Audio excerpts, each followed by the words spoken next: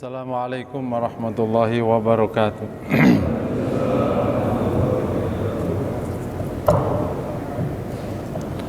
Innal hamdalillah nahmaduhu wa nasta'inuhu wa nastaghfiruhu wa nastahdihi wa na'udzu billahi min shururi anfusina wa sayyiati a'malina asyhadu an la ilaha illallah wa anna Muhammadan 'abduhu wa rasuluh.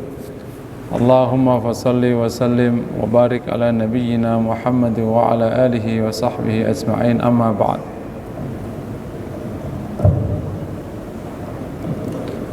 Jemaah yang dirahmati Allah, kita akan syukur kepada Allah. Pagi hari ini kita kembali bergabung di majelis ilmu dengan materi Syama'il Rasulullah. Semoga menjadi amal saleh yang diterima Allah Subhanahu wa taala. Kita sampai ke hadis yang ke-230 ya.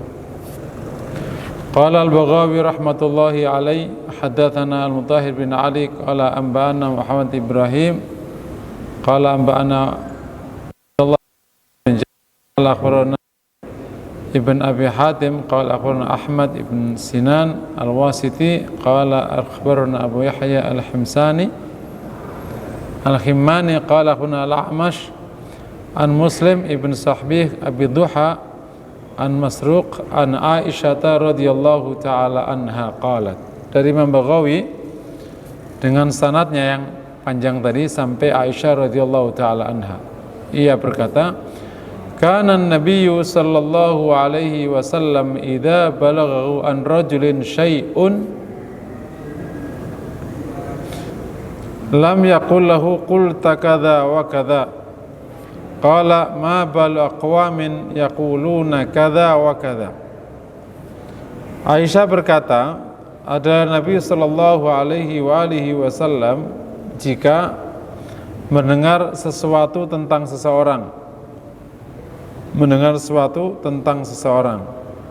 lam yaqul lahu qulta kadza wa kadza, Nabi tidak mengatakan langsung padanya, engkau mengatakan ini dan itu.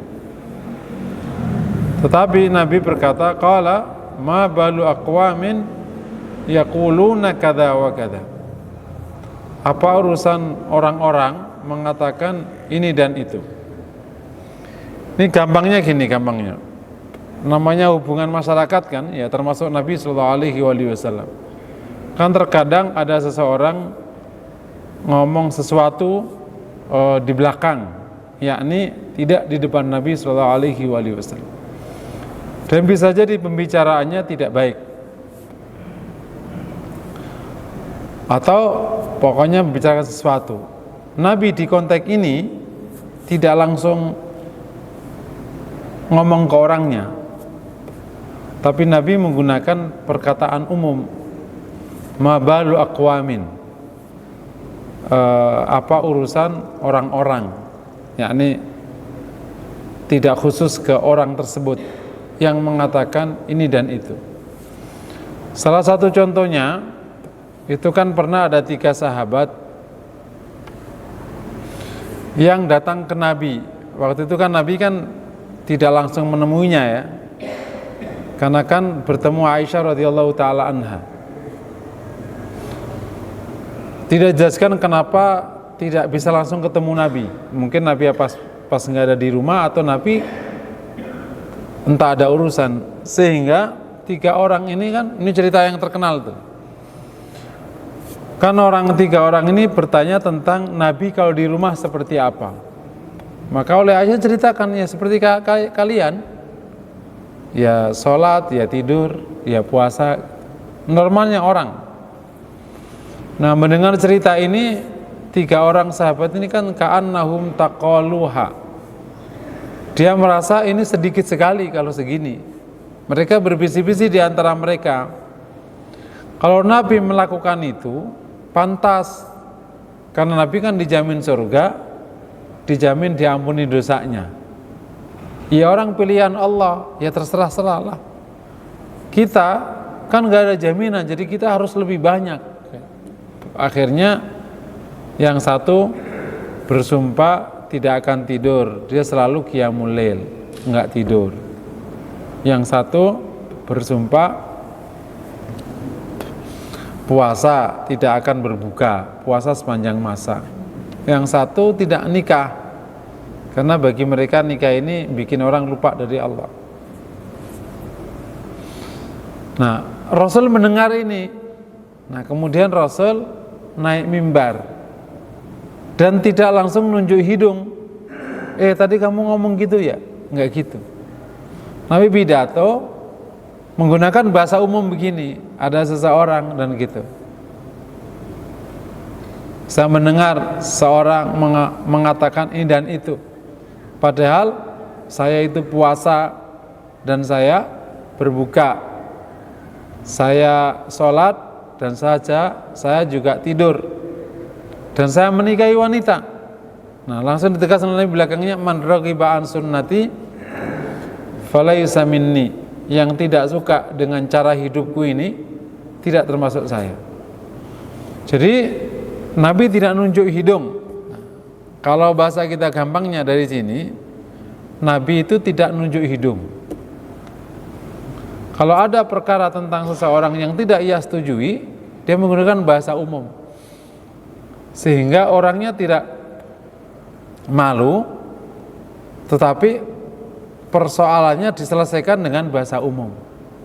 Contoh paling gampang, misalnya engkau dapati entah orang apa gitu, ghibah orang kayak misalnya paling gampang, syitu gitu. Terus, mas jangan ghibah dong. Nabi nggak gitu. Nabi itu memang sangat pemalu kan. Nabi itu sangat pemalu. Dan Nabi itu lembut sekali. Lembut. Aisyah saja menjawab agak ketus ya, mungkin dapat agak ketus ke Yahudi, ditegur sama Rasulullah SAW kan. Ada Yahudi lewat, assalamualaikum, celaka bagimu. Katanya, waalaikumsalam, wala anakullah ghadiba alaikum, kata Aisyah. Celaka bagimu, laknat murka Allah padamu. Kata Rasul, malan ya Aisyah, sebentar ya Aisyah.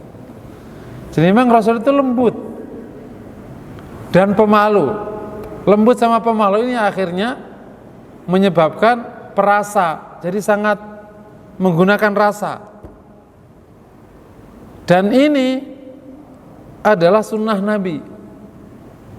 Nah, bagi masyarakat yang punya budaya seperti ini, bersyukur kita kepada Allah, berarti nyocoki sama sunnah Nabi. Bagi yang tidak punya budaya ini, ya berubah, nyocoki sama sunnah Nabi. Karena ini yang paling baik. Wah, kalau nggak langsung gitu mah nggak enak, enakan nyeplos. Itu berarti memang budayanya agak-agak. Karena tidak ada pilihan budaya, pilihan perilaku yang lebih baik daripada Rasul Shallallahu Alaihi Wasallam. Tidak ada yang lebih baik daripada Rasul. Karena Rasulullah SAW diberikan penegasan oleh Allah, wa innaka la'ala khuluqin azim. Engkau dalam akhlak yang mulia. Itu maknanya semua pilihannya dalam kemuliaan. Semua pilihannya dalam pantauan Allah. Dan Allah ridho atas semua pilihan ini. Jadi nyeplos ngomong langsung ke orang itu nggak tepat, atau lebih tepatnya tidak mulia. Nah, yang salah satu yang bagus menggunakan namanya bahasa umum. Menggunakan bahasa umum yang nanti juga menjadi pelajaran bagi orang lain tentang kasus itu. Jadi bukan khusus kayak gitu. Salah satu hikmah dari pilihan perilaku ini adalah yang pertama, masalah orang itu selesai. Karena yang penting kan bukan orangnya, yang penting perilakunya selesai. Nah, terkadang kita lebih memilih menyelesaikan orangnya, bukan menyelesaikan perilakunya. Bener ya, saya mau nanya nih. Yang penting orangnya, yang penting perilakunya. Ada orang jahat, kita itu benci orangnya atau benci perilakunya? Lakunya. Kalau dia bisa berubah baik, ya jadi baik dianya dan kita jadi suka. Ada orang berperilaku buruk, mungkin kalau langsung, lo tadi ngomong kayak gini, bisa aja dia denial, enggak terima, nolak, enggak selesai. Jadi masalahnya selesai. Yang kedua, mengurangi rasa malu orang tersebut. Karena orang ditegur Nabi langsung kayak apa coba? yang negur Nabi, misalnya gini, kamu tadi gini-gini, kayak apa malunya, kayak apa coba. Tetapi kalau dikatakan kayak gitu, kan seakan-akan Nabi nggak tahu aja, ini cocok aja. Jadi nggak langsung depan Nabi, mengurangi rasa malu. Dan ini memang pilihan Nabi.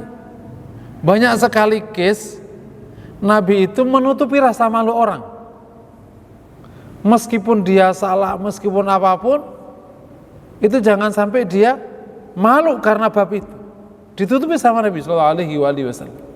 Yang penting baik, gitu. Yang penting berubah. Yang ketiga, sekaligus ini menjadi pelajaran bagi orang lain. Kalau diomongkan umum kayak gitu kan dia nggak malu, masalahnya selesai, juga pelajaran bagi yang lain, bukannya khusus dia, supaya juga mengambil pelajaran, tidak melakukan hal yang sama, tapi juga mengambil pelajaran yang lebih baik. Ini adalah gaya cara Nabi, ya, salah satu gaya Nabi menghadapi hal yang tidak ia sukai. Ya, kemarin kan babnya di atas kan, ngelihat di atas kan bab tentang bagaimana Nabi menghadapi hal yang tidak ia sukai, ya, bab fi aradhihi amma kariha. Bab tentang bagaimana berpalingnya Nabi dari apa yang tidak ia sukai. Ya, salah satunya kemarin misalnya hadis yang pertama, hadis Anas bin Malik, bahwa Nabi minta orang lain menyelesaikan, ya, itu poin pertama tuh. Itu gaya Nabi itu. Seorang yang punya parfum perempuan, ya, itu Nabi meminta orang lain menyelesaikan, ngasih tahu. Yang kedua, cara Nabi menghadapi yang tidak saya sukai justru baik. Ada orang yang suka, malah Nabi baik supaya tidak kena kejahatannya. Itu disebut dengan mujamalah. Mujamalah itu sunnah, yakni kita berbuat baik pada orang yang tidak kita sukai. Kenapa? Supaya kita tidak kena kedolimannya. Ini ada pemimpin dolim misalnya, atau bos dolim, tetangga dolim, naudzubillah. Kalau kita salah dikit aja panjang ceritanya. Ini gara-gara parkir keliru dikit aja panjang sampai ke pengadilan. Situ ada kasus di kompleks samping saya. Ini gara-gara cuman apa itu kalau nggak salah itu,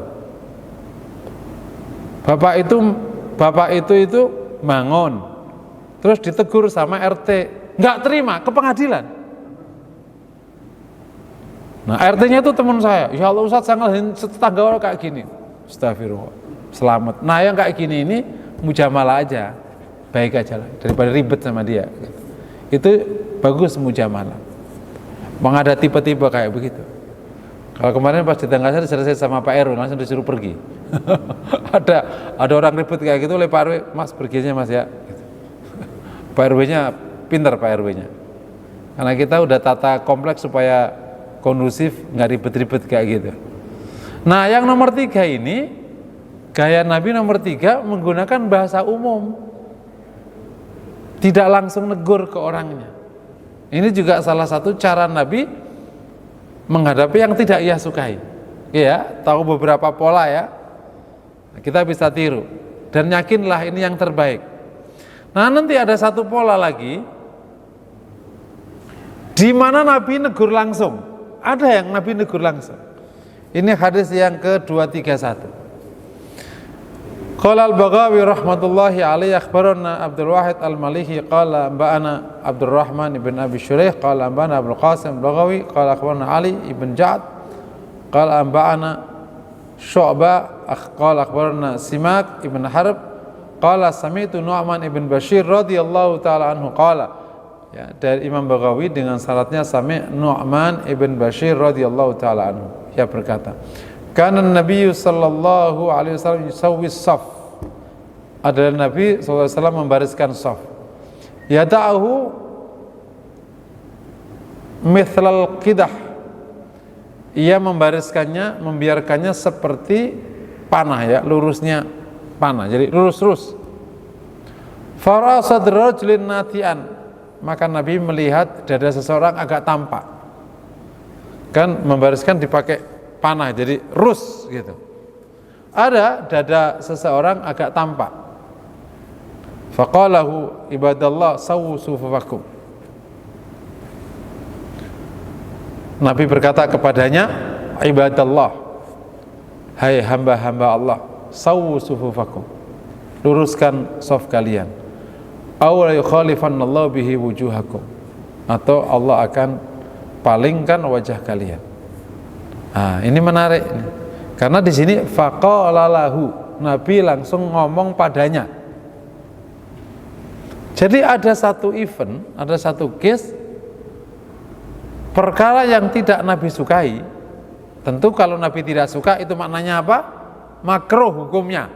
Jadi, dan bisa jadi bisa haram. Nabi nggak suka itu maknanya makruh hukumnya. Karena Nabi tidak mungkin nggak suka perkara baik. Jadi perasaan Nabi itu jadi hukum. Nabi nggak suka, nah itu makruh hukumnya. Makanya kariha, Nabi nggak suka. Nabi nggak suka hukumnya makruh. Jadi pas Nabi membariskan shaf, ini nggak dijelaskan apa ini shaf perang, apa shaf sholat. Tapi kelihatannya kalau menggunakan bahasa ini, kelihatannya ini kalimat shaf sholat. Wallahu a'lam bishawab, nggak ada penjelasannya. Baik shaf perang atau shaf sholat sama aja. Ini bab Nabi membariskan. Pas membariskan ada yang nonjol. Nabi berkata padanya, tapi menggunakan kata-kata jamak, ibadallah, bukan ya Abdallah, hai hamba Allah, tapi ibadallah, hai hamba-hamba Allah. Luruskan barisan, atau Allah akan palingkan wajah. Ya, pelajarannya ada satu case di mana baiknya kita ngomong langsung. Kayak baris berbaris, ini memang harus langsung, nggak? Orang sholat baris pak, ini kan bisa langsung, karena apa? Nonjol dia. Karena kalau nanti dipakai bahasa umum nanti nggak ngerti-ngerti, kelamaan, nggak selesai urusannya. Ini milihnya gimana? Pakai rasa. Ini bagusnya pakai apa? Oh, lewat orang. Bagusnya pakai apa? Pakai bahasa umum. Ini bagusnya pakai apa? Ditegur langsung. Ini pakai rasa. Dan semua etika dan akhlak basisnya rasa. Makanya terkadang kalau orang tidak punya moral dan nggak punya etik, kok dia orang hukum paling ribet sedunia. Perkara yang secara moral udah nggak masuk, nggak ketemu dasar hukumnya. Makanya di Islam itu bukan hanya hukum dalam hidup itu, ada bidang ideologi atau akidah, ada bidang hukum, tapi ada bidang akhlak. Karena ada perkara yang memang tidak bisa dibahasakan menjadi bahasa hukum. Itu bahasa-bahasa akhlak. Contoh, orang bersuara tinggi dipakai bahasa hukum, gimana coba ngaturnya? Barang siapa yang bersuara tinggi maka dipenjara dua hari. Lah ribet. Suara tinggi itu areanya hukum, apa? Moral, etik. Jadi nggak bagus, suaranya harus rendah. Dan Nabi memberikan satu dorongan besar, khiyaruk ahsanukum khuluqa, kata Nabi. Yang paling baik di antara kalian yang paling baik akhlaknya. Jadi tidak semua perkara menggunakan urusan hukum. Ada banyak perkara menggunakan urusan akhlak. Nanti kalau hukum doang bisa jadi hal yang sudah sangat meresahkan itu nggak ketemu dasar hukumnya. Apa itu contoh tadi? Orang ngomong kencang. Kalau ngomong sama orang itu kayak pakai toa, volume 80. Dasar hukumnya apa kalau dilarang? Menyakiti orang. Menyakiti orang. Lah mana faktanya menyakiti? Panjang ceritanya. Pakai rasa, itu nggak enak. Disinilah kalau kita perhatikan salah satu yang diajarkan Nabi itu secara umum benar-benar menjaga perasaan sahabat-sahabatnya. Sampai suatu ketika ini sedikit keluar dari tema, Nabi SAW itu kan pernah berjalan sama Sofia. Nah, namanya wanita istri Rasul kan tutupan semua kan, pakai niqab, tutup full. Kalau tidak salah waktu itu Nabi berjalan agak malam. Nah, ketika melihat Nabi bersama seorang wanita, seorang sahabat langsung berbalik. Jadi berjalan, kemudian karena ada Nabi bersama seorang wanita, maka langsung berjalan balik, nggak berani melewati Nabi. Nabi memanggilnya, ya fulan, hadihi Sofia, ini Sofia. Kata sahabat, ya Rasulullah, ya ini nggak mungkinlah aku terus berpikir enggak kepadamu, kira-kira kayak gitu. Ya Rasulullah, tidak mungkinlah aku berpikir tentang sesuatu padamu. Kata Rasulullah, setan itu berjalan di perjalanan darah. Maksudnya apa sih? Bisa jadi sekarang nggak mikir, terus sampai rumah, tapi Nabi sama siapa ya kira-kira ya? Nah, kepikir nggak kira-kira? Itu dijaga oleh Rasulullah SAW. Jangan sampai orang kemana-mana pikirannya. Menjaga perasaannya segitu, menjaga perasaannya. Demikian juga kes-kes yang lain yang kita sudah sebutkan kemarin di atas. Menjaga perasaan badui, menjaga perasaan sahabatnya, menjaga perasaannya supaya tidak terluka. Yang namanya yu'dhi dalam bahasa agama, yu'dhi menyakiti. Menyakiti itu banyak digunakan Nabi sebagai menyakiti perasaan, bukan menyakiti fisik. Misalnya kan, orang yang datang ke masjid, dia bau, itu namanya yu'dhi, menyakiti. Menyakiti itu apa? Membuat orang nggak nyaman. Bahasanya tuh yu'dhi itu menyakiti. Kata menyakiti kalau kita bahasa kita kan fisik ya, menyakiti, yakni fisik.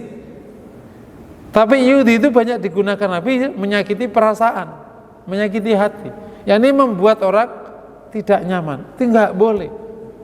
Makanya standar muslim itu membuat orang nyaman di kanan kirinya, sehingga menggunakan istilah al-muslimu man salimal muslimuna min lisanihi wa yadi. Muslim itu adalah di mana orang muslim yang lain itu selamat dari ulah lisannya dan ulah tangannya. Iya. Nah, dari hadis yang kedua ini kita dapat pelajaran yang pertama bahwa ada case tertentu, hal yang tidak Nabi sukai, yang Nabi menegur langsung. Ini mungkin konteksnya karena butuh segera, dan konteksnya karena baris berbaris kan. Kalau baris kan harus segera. Situasinya memang bagusnya tegur langsung. Yang kedua, kalau negur langsung gunakan bahasa jamak, bukan bahasa single. Jadi tidak nohok ke dia, meskipun langsung tapi bahasa ibadallah. Hai hamba, seakan-akan dia dan yang lain gitu. Meskipun ngomong ke dia, hai luruskan. Tapi menggunakan, misalnya kalau di konteks kita sekarang imam barisin, kemudian ada yang nongol, hai bapak-bapak, tapi ngomongnya ke dia, hai bapak-bapak gitu. Kan seakan-akan nggak nuju dia langsung, tapi sudah dipandang menggunakan bahasa bapak-bapak semuanya mohon lurus gitu. Padahal negur dia menggunakan bahasa jamak. Ini juga mengurangi beban ibadallah. Sawu sufufakum, sehingga yang melakukan tindakan yang tidak tepat tadi juga berkurang rasa malunya. Karena apa? Menggunakan bahasa jamak, ibadallah. Gitu. Ini adalah yang dirahmati Allah. Salah satu cara Nabi menghadapi yang tidak ia sukai. Kalau kita perhatikan dari atas ada 4 ya. Yang pertama, menggunakan orang lain untuk menegurnya. Itu pertama. Yang kedua, menggunakan pidato umum, ngomong umum tanpa nuju ke orang tertentu. Itu yang ketiga. Yang kedua. Yang ketiga, bicara langsung tapi menggunakan bahasa jamak. Ini yang ketiga. Yang terakhir, bahkan bisa kita berbuat baik pada orang yang tidak baik itu supaya selamat dari ulah keburukannya. Namanya mujamalah. Mujamalah ini bukan munafik ya, sudah kita bahas bulan lalu ya. Munak lo. Munafik itu istilah ideologi, jangan digunakan menjadi istilah etika, nggak ada. Orang yang cinta tapi nggak ngomong namanya muna. Orang yang ingin berbuat baik tapi belum sempurna dianggap munafik. Ini istilah aneh. Munafik lo, mendingan gak gua jelas gua jahat. Wong jahat kok bangga. Ini ada orang sudah mau berbuat baik, terus ngomongnya baik, tapi belum, dia masih ada keburukannya. Diledek sama yang belum taubat. Munafik lo, masih juga mau makan haram gitu belagu sok suci. Munak. Ini orang mau baik tapi belum sempurna. Lo jahat belagu lagi 2 kali dosanya. Udah jahat belagu lagi. Nah, mujamalah adalah perbuatan baik kepada orang yang tidak baik demi menjaga keburukannya. Itu namanya mujamalah, tanpa melanggar syariat. Tapi kalau berbuat baik kepada orang yang buruk dengan cara melanggar syariat, itu namanya mudahana. Hormat sama bos buruk, ikut-ikut minum, itu namanya mudahana, haram hukumnya. Tapi mujamalah, berbuat baik saja tanpa terlibat keburukannya, namanya mujamalah. Dan mujamalah ini baik sekali. Di kita karena orang timur, mujamalah ini baik sekali untuk digunakan supaya kita selamat dari ulah kejahatan orang. Karena terkadang di timur ini Anda tidak dijahatin oleh orang karena Anda baik sama dia, meskipun beda ideologi. Jadi gunakanlah teknik mujamalah ini. Di Indonesia itu kenal namanya teman. Kalau teman, meskipun beda apapun, Anda nggak disakiti. Tapi kalau nggak temennya, disakiti. Beda budaya emang. Di sini pertemanan luar biasa nilainya. Korup luar biasa nilainya. Jadi dalam perjuangan teknik mujamalah bisa dipilih dalam rangka menyelamatkan kebaikan, supaya tidak disakiti orang-orang baik itu. Kalau ketemu kondisi buruk, jangan malah norak, nantang.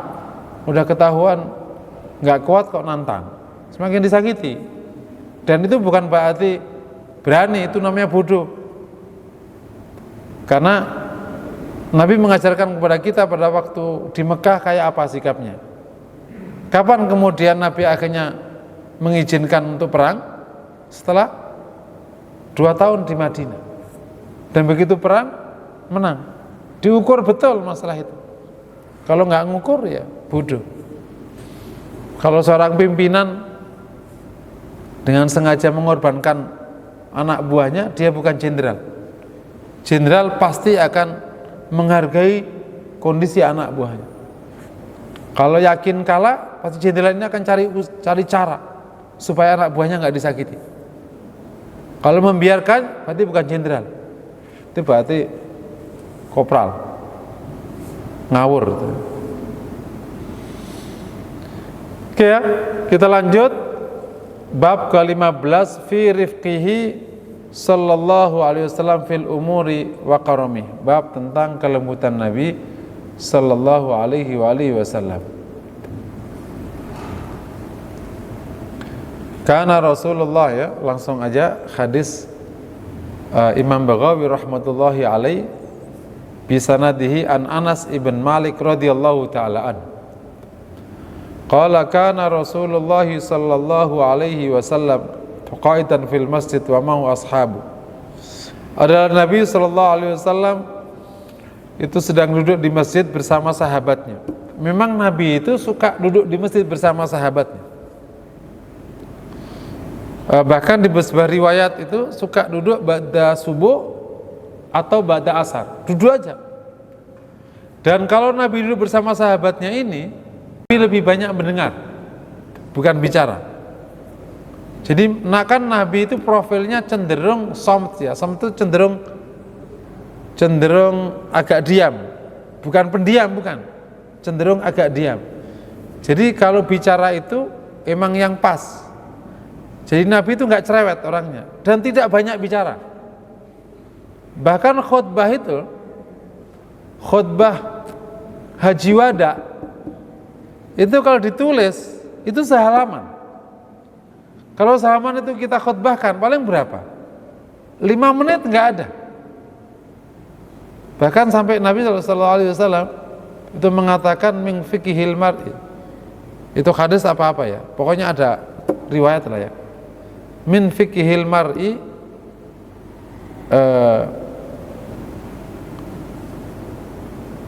qasrul khutbati wa tulis shalah. Ya, ini ungkapan kalau nggak salah. Termasuk fikih seseorang, yakni keahlian seseorang adalah, kealiman seseorang adalah ketika dia khutbahnya itu pendek dan sholatnya panjang. Nah, jadi khutbah nggak panjang. Nah, makanya para ulama itu membedakan antara taklim nih, ilmu nih. Nah, ini kalau ilmu ya sesuai dengan materi. Yang kedua mauidhah, nasihat. Nah, ini yang harus diukur. Nasihat jangan banyak-banyak. Karena satu nasihat itu ngelakoni bisa setahun masalahnya. Hei Bapak Ibu mohon ikhlas. Nah, itu satu kata itu 10 tahun itu ngerjainnya. Jangan banyak-banyak dinasihatin. Gitu. Nah, itu mauidhah tuh. Nah, kata Aisyah, kana yuhawiluna fil mauidhah. Nabi itu menjarangkan mauidhah. Gitu. Karena sekali nasihat itu kan dikerjain lah bertahun-tahun kan, satu aja nasihat. Ya kalau nasihatin terus nasihatin, terus gimana ngerjainnya? Terus ada lagi namanya khutbah. Ya, yang mauidhah itu wa'aduna Rasulullah, kan sering itu Nabi menasihati gitu. Nah, kalau khutbah lebih ringkas lagi khutbah itu. Jadi kira-kira kalau khutbah Nabi itu kita baca sekarang itu 5 menit mungkin kira-kira, nggak nyampe. Nah, sekarang ini kenapa khutbahnya jadi 20-15 menit? Aslinya kalau kita ngikuti sunnah, khutbahnya memang harus singkat. Tapi karena ada kebaikan yang muncul, pumpung orang itu kumpul semua, gitu kan? Tidak mudah untuk mengumpulkan kaum muslimin di sebuah tempat. Maka dipanjang sedikitlah, tapi nggak panjang banget. Gitu. Maka keluarlah budaya sekitar 15 menit. Dan itu akhirnya kayak dunia, di Mekah juga sekitar itu. Kalau antum lihat khutbah Mekah sekitar 15 menit, karena khutbah Mekah itu kira-kira 2 halaman. Kalau di mereka rata-rata baca ya, karena itu khutbah resmi Masjidil Haram sama Masjid Nabawi itu. Kalau masjid selain Masjidil Haram sama Masjid Nabawi rata-rata tanpa teks mereka. Tapi kalau di Masjid Nabawi sama Masjid Haram, karena ini sedunia, biasanya khotibnya harus pakai teks, khawatir kemana-mana. Karena ini kan mewakili negara. Khotib di Masjidil Haram itu mewakili pandangan negara, sehingga biasanya diukur betul pakai teks gitu. Itu rata-rata sekitar 15 menit. Jadilah budaya 15 menit khutbah Jumat. Tapi ini insya Allah tidak sampai dianggap lama sekali. Nah, Nabi itu kami ulangi suka ini duduk di masjid, irja'au a'rabiyun faqala fil masjid fabal masjid. Ya, ini cerita sudah cukup populer ya, tapi kita baca lagi. Datang seorang badui dan pipis di masjid. Faqala ashabu Rasulillah sallallahu alaihi wasallam mah. Maka sahabat Nabi itu berkata mah, yakni he gitu. Faqala Rasulullah sallallahu alaihi wasallam la tazrumu. Thumma da'a. Kata Nabi la tazrumu, yakni la taqta'u, jangan kau putus pipisnya. Faqala thumma da'ah, kemudian Nabi memanggilnya. Faqala inna hadhil masajid la tasu syai'in minal qadr wal bali wal khala. Ini masjid tidak boleh ada kotoran, tidak boleh ada pipis, tidak boleh ada buang air besar. Khala itu buang air besar, BAB. Innama hiya liqiraatil Qur'an wa dzikrillah wa shalah. Ini khusus untuk baca Quran, zikir dan salat. Thumma da'a Rasulullah SAW bitalwin min ma' fashannahu alaih. Dan Nabi minta satu gayung air dan Nabi menyiramnya. Nah, ya, ini cerita cukup populer ya. Nabi sedang duduk di masjid, ada badui pipis di masjid. Lah namanya badui ya. Badui kan nggak ngerti ini apa nih, kok ada tempat ditutup-tutup, dikotak-kotakin, pipis aja pojokan. Nah, masjid Nabi kan juga tidak pakai karpet, nggak pakai. Masjid Nabi bahkan nggak pakai ubin, tanah pasir. Sehingga sahabat-sahabat itu kalau lagi musim panas, kan cuma ditutupi sama pelepah kurma kan, berarti kan masih bocor kan. Itu musim panas, sahabat-sahabat itu saking panasnya tanah itu, maka melepaskan imamahnya itu, dia jadi intatakan, dia sujud di atas itu. Itulah awal muawal budaya sajadah yang oleh Syafi'iyah jadi perkara hukum, karena Syafi'iyah punya pandangan khusus jidat harus kena tempat sholat, nggak boleh ketutup. Makanya budaya orang Syafi'iyah kalau sholat pasti diangkat ininya, betul nggak? Nah, gitu. Pasti gini dulu, karena kalau gini nggak sah sujudnya. Karena apa? Karena sahabat-sahabat itu meletakkan keningnya ke tanah, kecuali pas panas. Kalau pas panas, itulah menjadi dasar mazhab Hanabilah. Lah itu ketutup. Wah, gitu karena jadi kasus ini dari sudut yang berbeda jadi dasar. Secara umum keningnya kena tanah para sahabat itu. Makanya dan Rasul kena tanah keningnya. Makanya kening harus kena tempat sujud. Nggak boleh ketutup. Tapi mazhab Hanabilah, lah itu imamahnya ditata, lah itu nggak kena tanah. Justru, tapi kan bukan ditutup di sini, tutupnya di bawah gitu. Jadi gara-gara satu cerita, cara mandangnya beda, jadi hukum yang berbeda. Ini aja kalau nggak diterangkan debat di bawah itu, tengkar gara-gara begitu.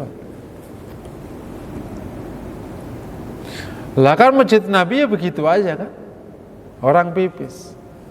Jadi masjidnya sederhana, melahirkan kemenangan. Nah, masjidnya kita ini top samar kotop, melahirkan kekalahan. Kebalik-balik dunia ini, betul ya? Masjid Nabi itu cuman bata ditaruh. Wong bangunnya kan cuman sehari, 2 hari sebenarnya kalau lebih tepatnya. Kan begitu onta Nabi itu, terus kemudian duduk, nah itu di tanahnya Bani Najjar, langsung dipapasin korma, langsung dibangun bata, dan Nabi ikut ngangkut batanya, tutup, jadi langsung dibangun ukhuwah, nggak lama perang Badar.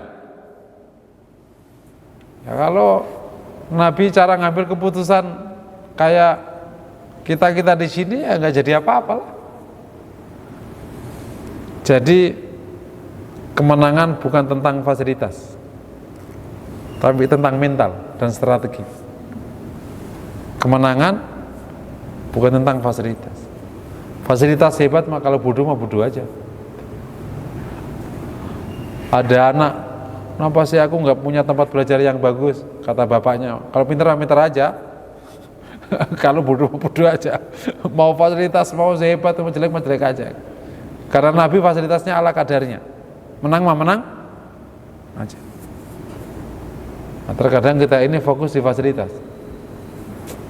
Orang bangun sekolah yang penting bagus, bodoh aja. Sudah sekolah di tanah aja, yang penting pinter aja. Nah, kemudian kembali ke cerita pipis ya oleh sahabat-sahabat bilang mah ya, namanya pipis di masjid kan. Nabi juga nggak menyalahkan sahabat yang melarangnya, tapi Nabi mengasih pilihan. La tazrumu, jangan diputus. Kemudian Nabi memanggilnya setelah sudah selesai. Nabi mengatakannya perkataan, inna hadal masjid la tasluhu li syai'in minal qadari wal bauli wal khala. Ini masjid tidak boleh ada kotoran, nggak ada pipis, nggak ada. Ini masjid. Inna hadza masjid. Baru ngasih ini masjid. Tidak boleh ada kotoran, nggak boleh ada pipis, nggak ada buang. Inna hadza litasbih wa dzikr, tasbih untuk zikir dan untuk sholat ya. Innama hiya liqirat, ini untuk baca Quran, untuk zikrullah dan untuk salat. Pelajaran penting dari bab ini yang pertama, kecerdasan memilih solusi atas setiap masalah. Kalau diputus, ya malah kemana-mana. Pertama bisa nyakiti dia, bisa pipisnya kemana-mana Pak. Nah, kalau dia lari, malah kemana-mana. Itu yang pertama. Yang kedua ini ya, yang menjadi bab, gimana Nabi itu bisa lembut terhadap semua orang, gitu. Termasuk yang salah, gitu. Ini kan salah, gitu. Lembut Nabi itu. Di sini kan rifki itu sebenarnya bukan lembut ya. Rifki itu sebenarnya terjemahnya itu empati. Rifki itu sebenarnya empati kan, jadi lembut kan, gitu. Jadi kita itu berempati pada orang, gitu. Pada orang yang salah itu berempati, supaya kita bisa kasih solusi. Setuju ya Bapak semua ya? Halo? Kita sekarang tuh kehilangan empati. Mungkar itu betul membuat kita murka. Itu namanya kecemburuan terhadap Allah. Dan Rasul juga marah kalau ada kemungkaran. Tapi ingat, setiap kemungkaran itu ada sebabnya. Itu namanya iktidar, melihat sebabnya. Kalau sebabnya karena tidak tahu, berarti solusinya kasih tahu. Kalau sebabnya karena songong, solusinya cari sendiri solusinya. Kau tekan kakinya. Ya, misalnya kayak gitu. Ini songong kali nih, kau tekan kakinya. Tapi kalau sebabnya karena nyari duit, kau kasih duit dia, betul gak kira-kira? Ada orang maksiat karena nyari duit. Apa solusinya? Mbak-mbak ya, yang ada di sebuah tempat mulia itu. Suatu ketika ada aku cerita, saya bingung juga ya. Saya itu pernah sekali-kalinya dalam hidup saya diajak ke KM 17 di Kalimantan Timur. KM 17 itu KM berapa itu? Oh, ada yang jawab ya, berarti nggak pernah tahu tuh.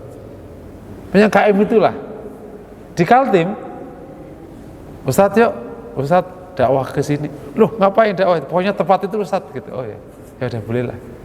Begitu saya masuk, sudah agak takut-takut gitu. Saya pikir situasi kayak apa gitu. Gimana gitu. Ternyata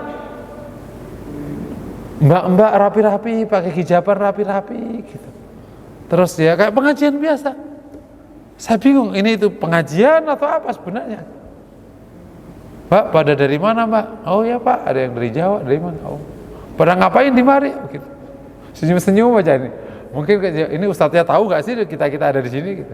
Saya nanya gitu, Mbak pada ngapain di mari? Kok tumben pada di sini? Gitu. Nah, itu mbak-mbak yang menjual diri itu ya. Itu kan bisa terjadi, bisa jadi karena uang, karena apa? Kan solusinya bukan dinasihatin, solusinya kan dikasih pekerjaan. Tapi bukan berarti hanya kerjaan, karena kerjaan saja nggak dikuatkan mentalnya juga jebol lagi. Diselamatkan, dikeluarkan satu-satu. Selesai, gitu, satu persatu. Dan itu terjadi kalau kita punya empati namanya. Empati terhadap orang yang berbuat salah. Saya perhatikan semua bentuk dinamika dakwah yang kita alami. Ada sebagian sebabnya emang dari kita yang kurang tepat. Tentu sebagiannya dari orang luar, yang memang dari sananya gitu. Tapi nggak serta-merta bahwa kita semua yang karena udah benar semua gitu. Ada beberapa yang kita memang kurang tepat gitu. Kita banding dengan cara Wali Songo dakwah aja, hari ini kita jauh kalah. Dengan Wali Songo aja, minimal karomahnya nggak sebaik Wali Songo, itu minimalnya itu, benar nggak kira-kira? Dulu Wali Songo kan nggak bisa dikalahkan sama orang-orang kayak begitu. Wong Brawi Jalim aja nggak berani sama Wali Songo. Padahal itu topnya orang top.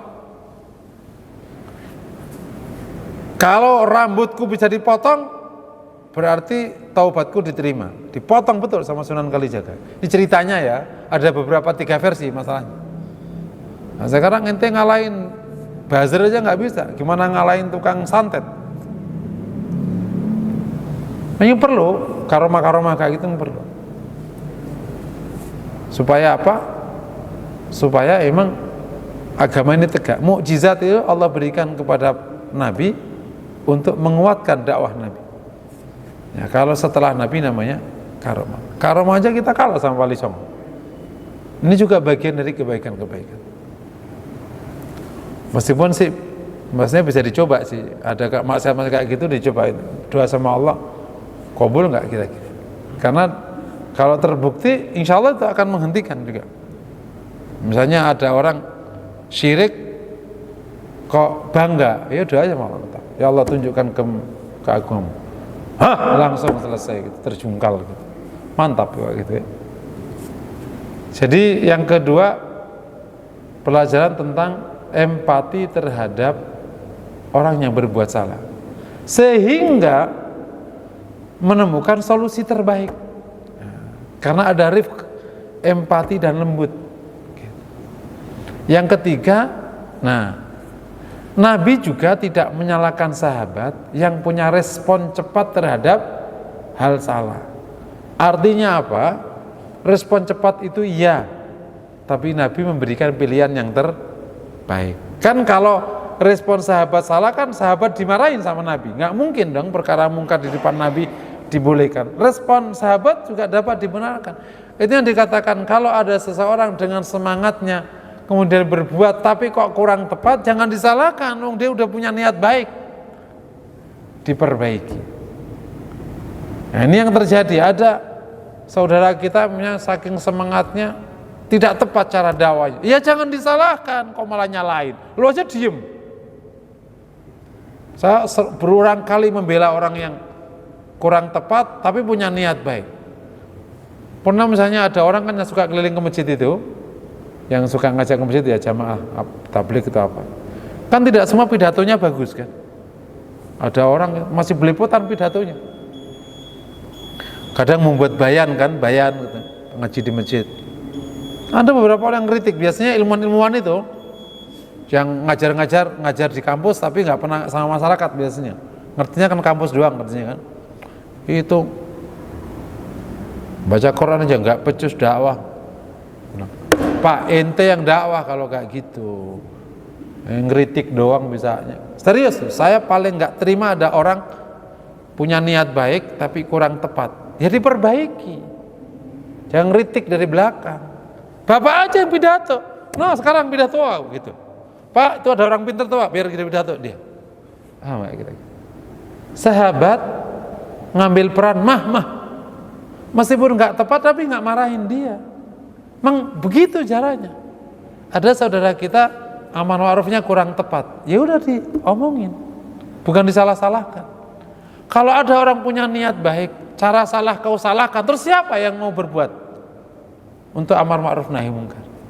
Nah, kesalahan cara bisa diperbaiki karena sudah punya modal niat baik.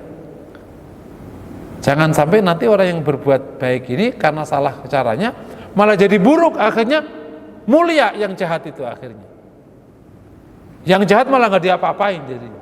Bukan, lo sih mendingan gua tukang minum, beretik. Jadi nanti yang jahat mulia jadinya. Karena yang baik disalah-salahin. Itu cara berpikir yang nggak komplit. Itu kebodohan ke-38 itu. Yakni menyalahkan orang yang punya niat baik dengan cara yang kurang tepat. Itu kebodohan ke-38.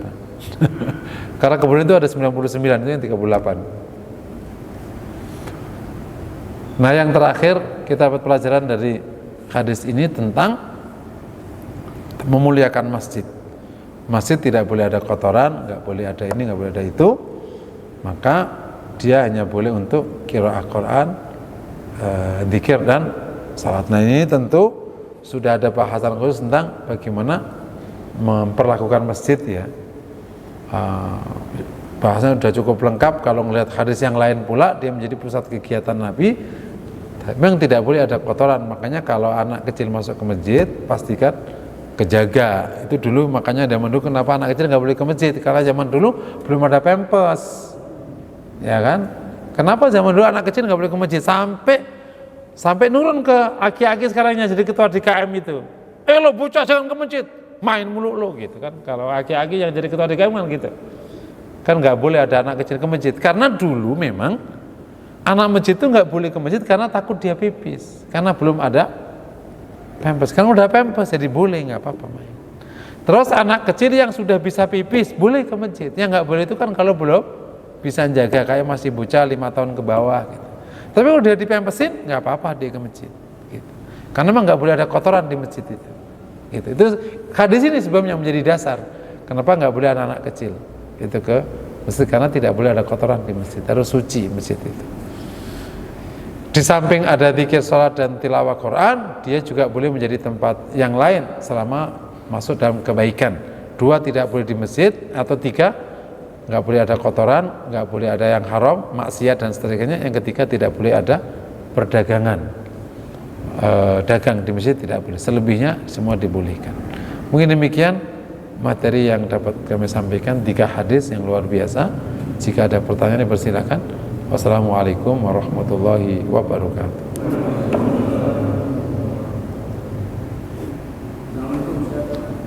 Waalaikumsalam.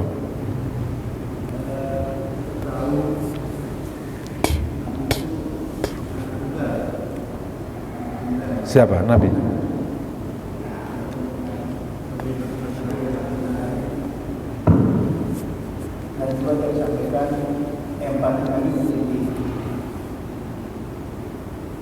Apakah Nabi setelah rumah tangga itu pernah dikunjungi menginap saudara-saudaranya? Apabila tidak ada, bagaimana adanya? Apa masih tahu dulu, atau bisa tiba-tiba, atau gimana? Dan siapa aja kira-kira yang bisa menginap di rumah Nabi? Iya, Nabi itu anak tunggal. Tapi Nabi ya jadi punyanya paman, nggak punya adik kakak kan. Case yang kita dapati kerabat Nabi yang nginep itu biasanya yang kecil. Yang suka nginep ke tempat Nabi itu Ibnu Abbas. Biasanya kerabat ke istrinya. Karena kan yang dijaga kan istrinya. Kan kalau laki kan harus sama istrinya kan menjadi kagok kan. Nah, Ibnu Abbas itu suka nginep di rumah Rasul, karena Ibnu Abbas itu ponakannya Maimunah. Jadi sama Maimunah dia mahram. Kemudian yang suka pernah nginep lagi, Ibnu Abbas pernah nginep. Nah, yang jelas ada di rumah Anas bin Malik. Tapi kan dia masih kecil ya, dan itu saudara Rasul. Itu saudara Rasul kalau Anas bin Malik. Nah, kalau Rasul menerima saudara nginep, sepertinya yang besar-besar belum pernah dapati ada kerabat Nabi besar yang nginep di Nabi. Karena rumah Nabi itu kan cuma 2 kamar. Jadi yang nginep biasanya yang punya hubungan sama istrinya. Tapi juga rata-rata bukan yang besar, yang kecil, yang bocah-bocah itu loh, yang biasanya sekaligus mau belajar dengan Nabi misalnya. Yang juga sering masuk itu Ibnu Umar. Tapi Ibnu Umar itu kan kerabatnya Hafsah, adiknya Hafsah, sehingga dia masuk ke rumah Hafsah nggak apa-apa, dia tenang. Termasuk nanti ada salah satu kerabat lain ya, Ibnu Mas'ud itu pernah, tapi kelihatannya nggak nginep. Ibnu Mas'ud itu pernah kisah bahwa dia bersama Nabi sholat. Jadi kalau ditanya apakah kerabat Nabi datang, kalau sepanjang kami belajar hadis, yang besar ya kalau datang ya namu biasa. Beberapa teman Khadijah suka datang, tapi ya namu, nggak nginep. Nah, kalau kerabat datang gimana? Ya berarti menggunakan kaidah lain yang bukan perbuatan Nabi, yakni kaidah bertamu dan menginap di rumah orang. Nah gitu Kak, referensinya. Gimana kalau kerabat mau nginep di rumah? Yang pertama yang harus dijaga adalah tentang batas-batas apakah kerabat itu mahramnya siapa. Yang harus diingat tuh. Khusus kerabat, memang para ulama memiliki pandangan di konteks aurat. Beberapa kerabat yang dekat tapi tidak mahram, sebagian ulama membolehkan aurat kecil kebuka. Aurat kecil itu kepala ke atas sama tumit ke bawah. Itu namanya aurat kecil. Kalau sudah leher ke bawah itu aurat besar. Itu hanya untuk suami istri. Misalnya kayak ketemu yang mahram tapi dekat. Mahram tapi dekat. Contohnya siapa mahram tapi dekat? Paman boleh ya. Sepupu itu mahram tapi dekat. Sebagian ulama tapi. Nah, terus masuk ke rumah, rapat-rapat, ya, mungkin kes-kes ya. Meskipun ini perlu perdebatan. Ini boleh nggak aurat kecil untuk mahram dekat ini apa? Nggak mahram tapi dekat gitu. Tapi intinya yang paling aman berarti itu mahramnya ke siapa? Yang harus diingat. Artinya di luar mahramnya dia harus nutup aurat, itu clear. Kedua, nginep. Kalau nginep boleh nginep. Karena selama wanita itu ada suaminya di situ. Mau kerabatnya siapa dia boleh nginep selama wanita itu yang istrimu ada suaminya. Maka mau kerabat suami atau kerabat istri boleh nginep, tapi yang nginepnya tidak khalwah dan tidak satu kamar. Jadi tidak khalwah maknanya tidak akhirnya berduaan karena kan bukan mahram. Misalnya istri kakakmu, bukan dia orang lain berarti. Istri kakakmu, kau punya kakak, berarti kan kerabatnya yang kakakmu. Istrinya kan orang lain ke kau. Dan istrimu orang lain ke dia. Nah, berarti harus kejaga. Berarti kalau nginep posisinya berarti harus bukan ngampar di tengah jadi satu begitu. Berarti harus ada kamar terpisah. Jadi aturannya aturan orang lain. Tidak ada khalwah, tidak ada aurat, kemudian tidak ada ikhtilat gitu. Jadi nginep standar gitu. Dan saya pikir budaya sudah berkembang di kita yang sudah pakai syariat itu udah benar. Nah, kalau ada orang datang ke rumah kerabatnya, ya udah dia bertamu di depan, silakan masuk kamar, ya makan bareng, boleh nggak makan semeja dengan, boleh, itu nggak ikhtilat karena ada suaminya, ada istrinya, ada suaminya, ada istrinya, gitu. Nah, yang gampang itu yang gampang adalah kalau yang datang itu wanita yang menjadi saudaramu, ya gampang, dia kan mahrammu. Cuman ya ada jadi masalah suaminya bukan mahram istrimu, itu juga jadi kejaga. Tapi engkau dengan adikmu itu bisa dekat, dia bisa buka. Nah, untuk mahram, tadi salah saya. Untuk mahram itu wanita boleh buka aurat kecil, tapi bukan aurat besar. Untuk mahram, tadi ya bukan yang tidak mahram dekat, tidak mahram itu nggak boleh sama sekali ya. Tadi salah tadi. Untuk mahram boleh buka aurat kecil. Kamu sama adikmu itu boleh ngelihat kepalanya, tapi bukan aurat besar. Aurat besar hanya untuk suaminya atau istrinya. Kalau aurat kecil mahramnya boleh ngelihat. Kayak paman, adik itu mahram kan? Itu boleh dia buka hijabnya.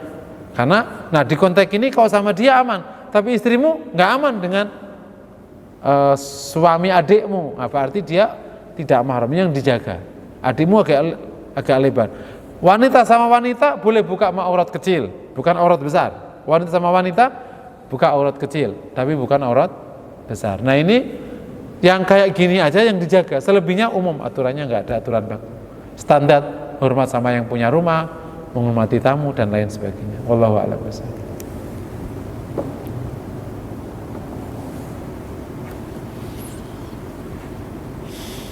Ada lagi?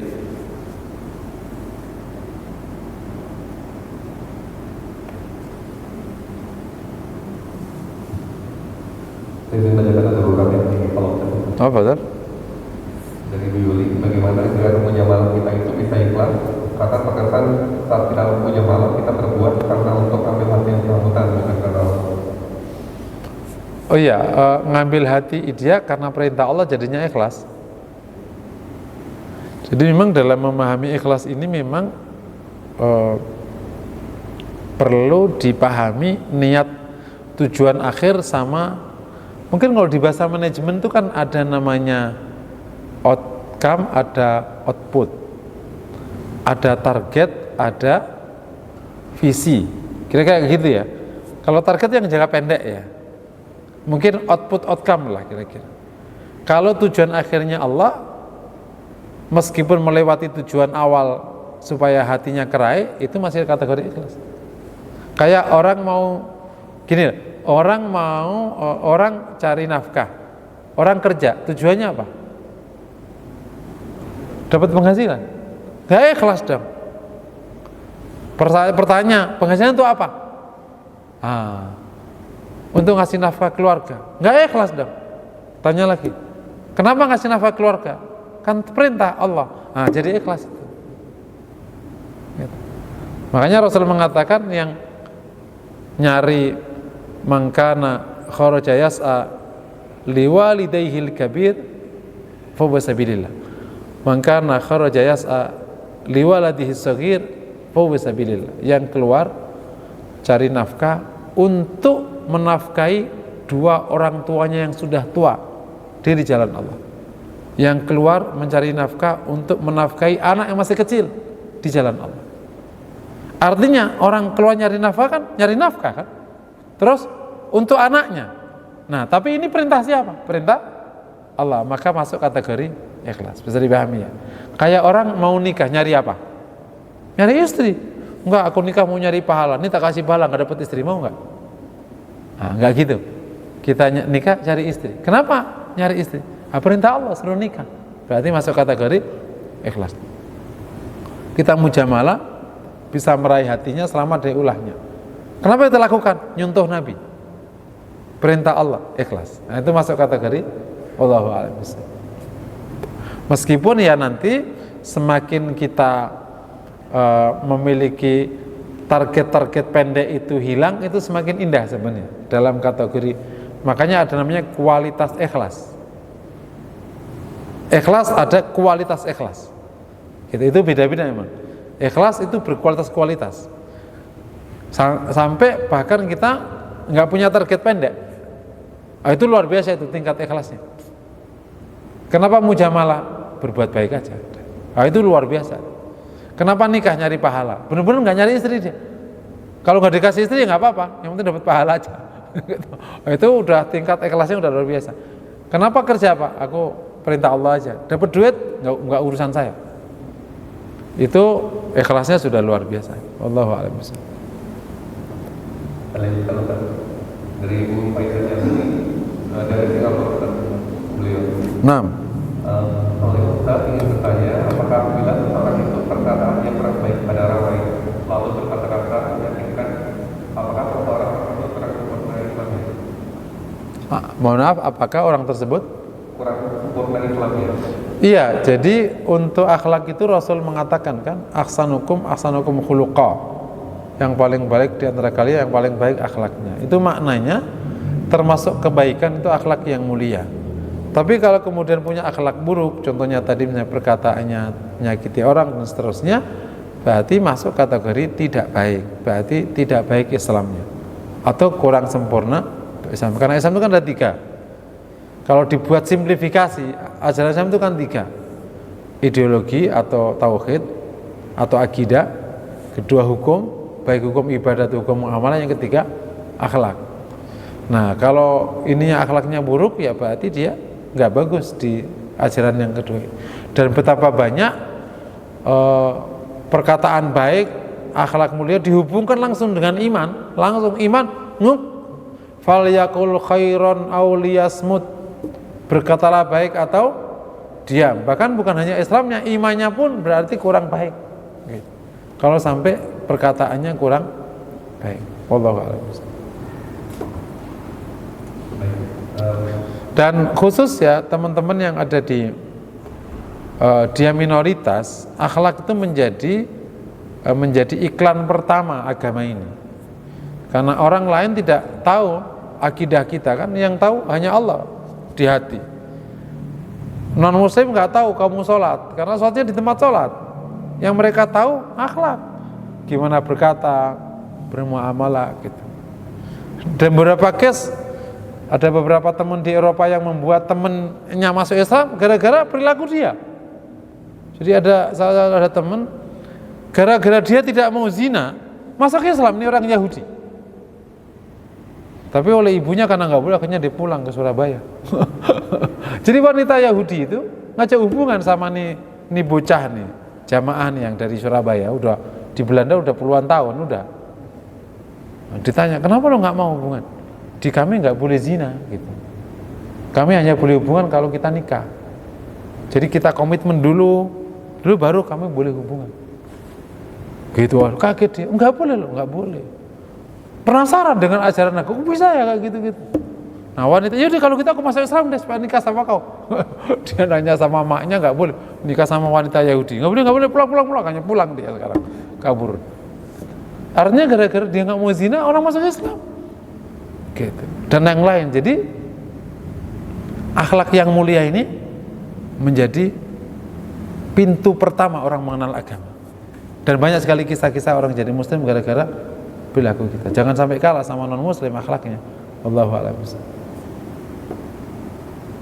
beberapa Ustaz ini bisa baca kembali. Assalamualaikum Ustaz, izin bertanya. Ada suami teman yang sejak menikah 10 tahun yang lalu belum menafkahi sama sekali. Kebetulan istrinya masih punya bekal untuk hidup. Namun sekarang keadaan finansialnya sudah berkembang tajam. Suami ini mungkin saja memaksa istrinya untuk pinjam sana sini untuk memenuhi kebutuhannya yang tidak sedikit. Ketika tidak dipenuhi, suami ini marah dan selama ini suami hanya suka berjanji-janji mengganti uang istrinya, namun tidak ada yang muncul. Bagaimana perilaku seperti ini Ustaz? Apakah akan doa munafik? Bagaimana doa agar suami ini bisa mendapatkan perilaku Nabi? Gimana terakhir? Bagaimana doa? Bagaimana doanya agar suami ini bisa meniru perilakunya Nabi? Oke, yang pertama, Masya Allah semoga ibu ini kuat sabar ya. Jadi pasti ini wanita ini mencintai sekali suaminya ini pasti. Ya kan, betul ya. Jadi di dalam konseling rumah tangga itu, saya tidak mau kejebak kalau lagi menyelesaikan masalah, saya pasti tanya dulu. Setiap ada masalah tanya dulu itu. Kalian saling mencintai? Ya, baru ayo kita selesaiin. Karena kalau masih ada cinta, 1000 masalah itu harus selesaiin. Karena kalau disuruh pisah bahaya. Gitu. Karena saya pernah ada kasus nih, cerita kecil. Tak selesaiin lama panjang lebar karena ada wanita udah dijatuhin motor gitu. Sampai tingkat KDRT-nya itu motor dijatuhin ke dia. Diambrokin motor gitu. Kan udah KDRT kan. Ya kan kita selesaiin gitu, pokoknya harus ini panjang sampai ke level besar macam-macam. Di ujung konsultasi yang sudah berbulan-bulan itu, 2, 3, 4 bulan lah kita gimana baiknya, dia nanya, ibu masih mencintai suami? Masih. Kenapa nggak ngomong dari dulu? Kalau mencintai ya sudah, kau selesai dengan cara sendiri, udah cinta kok. Karena kalau cinta itu penyelesaiannya beda dengan kalau udah nggak.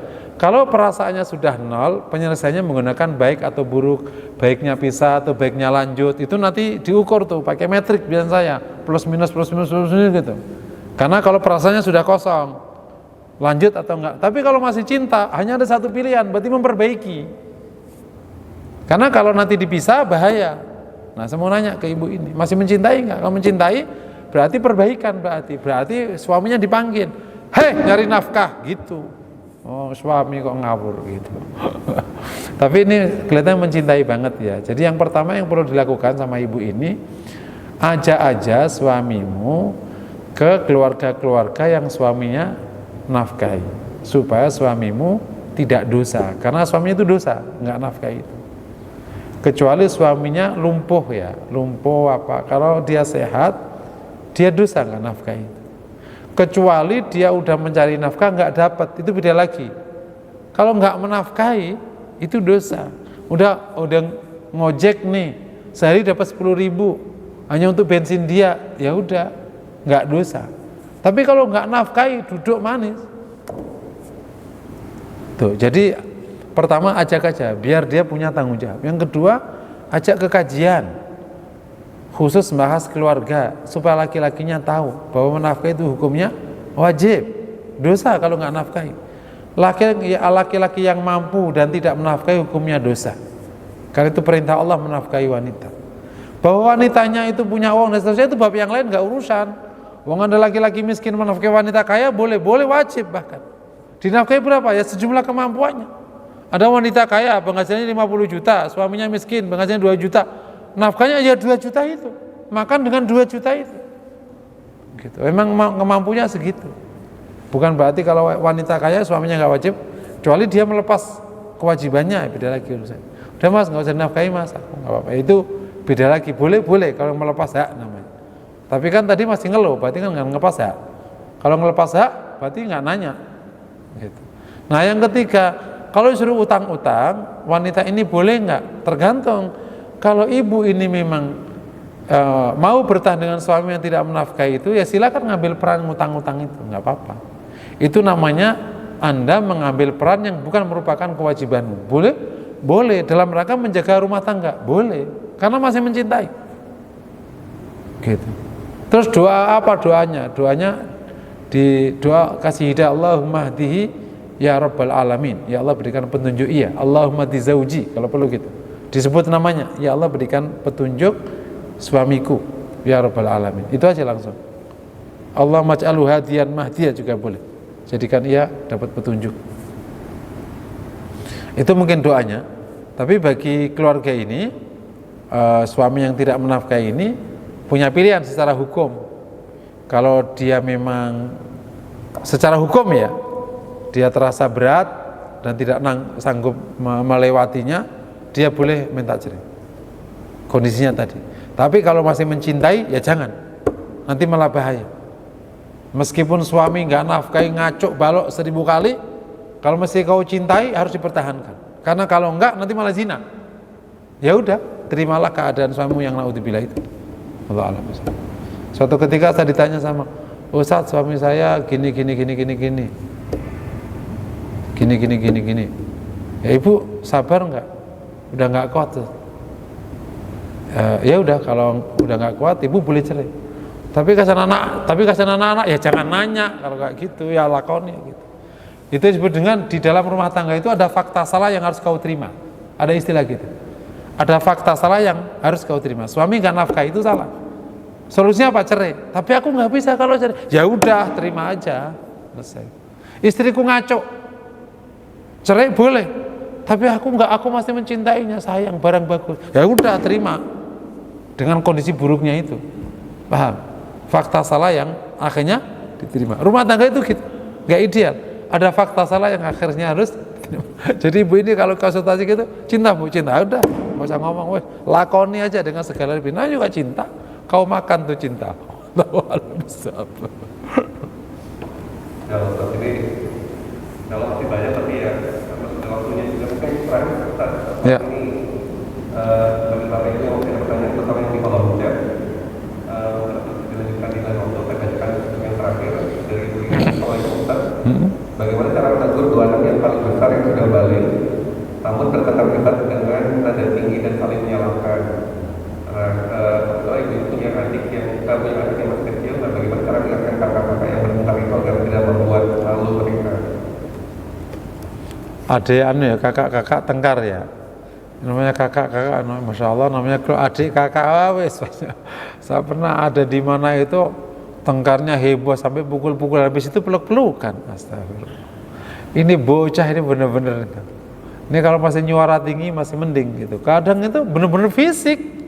Habis itu ya baik lagi. Namanya juga adik kakak. Adik kakak itu kayak kucing, betul. Habis itu baikan lagi. Jadi sebaiknya yang perlu dilakukan itu adalah keteladanan. Kenapa anak suara tinggi? Kenapa? Pasti dididik dengan suara tinggi itu awalnya. Nggak mungkin dia bersuara tinggi sementara bapak ibunya suaranya rendah. Pasti ada salah satu yang suaranya tinggi sehingga dia punya perilaku tinggi. Yang kedua, kenapa suka bertengkar? Pasti ada karakter salah satunya yang suka tengkar. Kalau orangnya damai, pemaaf, mengalah, ya nggak mungkin tengkar. Anaknya juga pasti begitu kan. Anak nggak mungkin jauh dari kedua orang tuanya. Ya, kalau ada anak karakternya kok beda kedua orang tua, jangan-jangan anak tetangga bukan anakmu. Jadi itu dicoba keteladanannya ada yang bermasalah enggak gitu. Nah, bisa jadi memang keluarga bagus tapi karena lingkungan dan macam-macam bisa berubah, betul. Nah, di konteks ini orang tua bisa mengambil. Kalau pas lagi tengkar mungkin dibiarkan sejenak, kemudian nanti bisa dipanggil, diajak dialog, kemudian membuat peraturan bersama, komitmen bersama, kemudian punya punishment bersama. Mungkin baiknya kayak gitu, dibuat satu kesepakatan dengan kakak adik yang tengkar tadi, itu aturannya gimana, kalau ada pelanggaran bagaimana. Jadi namanya membuat peraturan bersama, nanti termasuk punishment-nya, sehingga tidak terulang di kemudian hari. Tapi di bab ini harus diakui ya, membangun hubungan yang baik di antara adik kakak perlu kerja keras. Ya nanti sekali gagal ya terus 2 kali, 3 kali, 4 kali sampai berhasil dengan izin Allah Taala. Wallahu a'lam. Mungkin demikian materi kita pada pagi hari ini. Mari sama-sama kita tutup dengan doa kafaratul majlis. Subhanakallahumma wa bihamdika asyhadu an la ilaha illa anta astaghfiruka wa atubu ilaik. Assalamualaikum warahmatullahi wabarakatuh.